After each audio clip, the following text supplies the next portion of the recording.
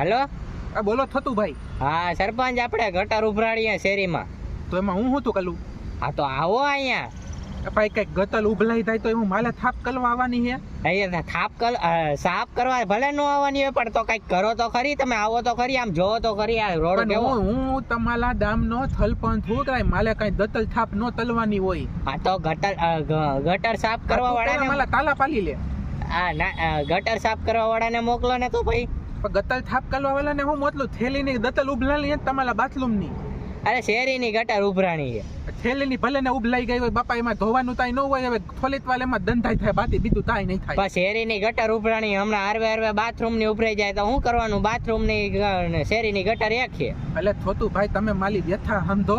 આની પેલા મેં તમારા હાટુ ઓલા કોન્ટ્રાક્ટ તલ ને બોલાવ્યા હતા ને તો કોન્ટ્રાક્ટ તલ હજી નથી આવ્યા. દતલ થાપલાલ વાળા ત્યાંથી આવશે. હું એકઈ કથાને નથી સમજતો. હું તમે આવો હો કે નથી આવતા અત્યારે? એટલે પણ હું અત્યારે માલી વાલીએ આવ્યો, હું પાણી ભરવાનું અહીંયા વાળીએ હો તમે? હું માલી વાલીએ આવું. તમે અહીંયા આવતા હોય ને તો એવી રીતે તલી નાખો, બલો બલે પાણી તમે પીવલાવી દો એટલે હું તમારી દતલ હલતી તલી દઉં.